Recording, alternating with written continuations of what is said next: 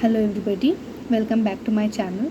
আজকে আমি যেটা নিয়ে কথা বলবো সেটা হচ্ছে রিসেন্টলি আমরা সবাই দেখেছি যে আহমেদাবাদে একটা ভয়ঙ্কর প্লেন ক্র্যাশ হয়েছে, এবং যেখানে শুধু প্লেনের যাত্রী নয়, যারা ওই প্লেনটা যেখানে গিয়ে ক্র্যাশ করেছে তার আশেপাশে সেখানে সেই জায়গায় যতজন ছিল অনেকেই মারা গেছেন। তো এখানে আমি যেটা নিয়ে কথা বলবো সেটা হচ্ছে একজন ওই প্লেনে ছিলেন যিনি লোন সার্ভাইভার, যিনি বেঁচে গেছেন। প্লেন দুর্ঘটনাটি যত ভয়ঙ্কর, মানে যতটা ভয়ঙ্করভাবে হয়েছে, তাতে কোনো মানুষেরই কিন্তু সার্ভাইভ করার কথা ছিল না। মানে ওরকমভাবে একটা প্লেন নেমে গিয়ে একটা বিল্ডিংয়ের মধ্যে অর্ধেক ঢুকে গেছে। সেই বিল্ডিংয়ের বহু মানুষ মারা গেছেন, আশেপাশে বহু মানুষ মারা গেছেন, এবং প্লেনের তো কেউই বলতে গেলে উনি বাদে আর কেউই বেঁচে নেই। তো এই যে লোন সার্ভাইভার, এনার ব্যাপারে অনেক কিছু ইউটিউব চ্যানেলসে বা ফেসবুকে বেরোচ্ছে, কিন্তু সব কিছুর মধ্যে আমার যেটা মনে হয়েছে সেটা হচ্ছে এই যে আমরা এত কিছু ভাবি, এত কিছু করি, যে এত প্ল্যানিং, এত লাইফে এত মন খারাপ, এত ভালো লাগা, এই যে আমরা এত কিছু ভেবে রাখি আগে থেকে, এই সব অ্যাকচুয়ালি কোনো কিছুই কিন্তু আমাদের ভাবনার জন্য হয় না। হ্যাঁ, অবভিয়াসলি তার মানে তো এই না যে আমরা কোনো কিছু না করে চুপচাপ বসে থাকবো, যে যা হওয়ার তো হবেই, তো আর কিছু করব কেন। কিন্তু এই সার্ভাইভারটিকে দেখে এটা বোঝা যাচ্ছে যে আমাদের লাইফে কিন্তু মেজরিটি পার্ট, মানে কি হবে, কি হতে চলেছে, এটা কিন্তু অলরেডি ডিসাইডেড। মানে ওই প্লেনটির মধ্যে যতজন প্যাসেঞ্জার ছিলেন সবারই কিন্তু ওই দিনকে মৃত্যুটি ডিসাইডেড ছিল। ওই একই সাথে একই মুহূর্তে সবার মৃত্যু ডিসাইডেড ছিল, কিন্তু ওই একজনের ছিল না, এবং আরেকজনও যিনি প্লেনটা মিস করেছিলেন তারও ছিল না।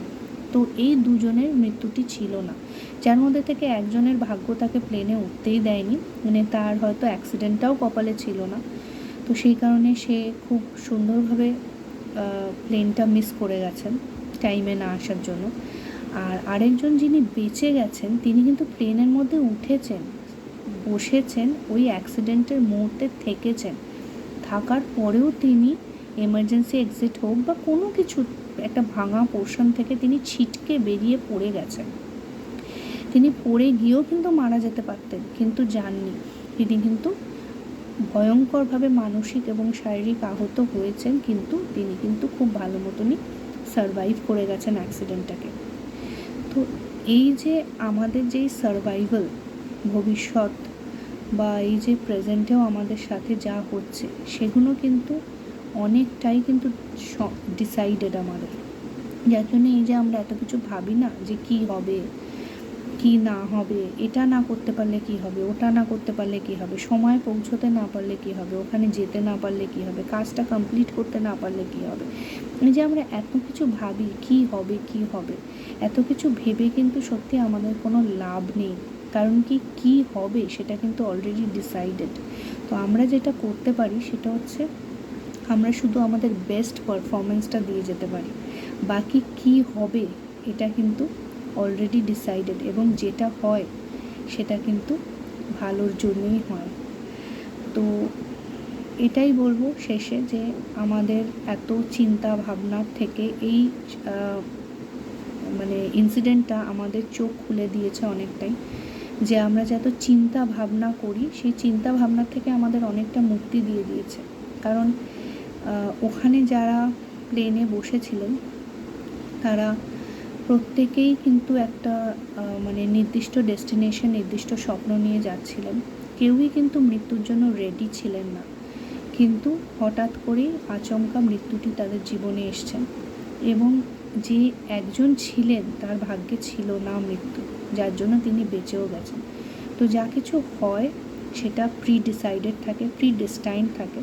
তো এটাই বলবো, আজকে থেকে চিন্তা ভাবনা কম করুন, সুগারের ওষুধটাও কম লাগবে, পরবর্তীকালে রোগ ভোগের সম্ভাবনাও কম থাকবে। আর যেটা অলরেডি ডিসাইডেড সেটা নিয়ে আমাদের চিন্তা করেও কোনো লাভ নেই। So bye bye. আবার ফিরে আসবো অন্য কোনো টপিক নিয়ে আপনাদের সাথে গল্প করতে।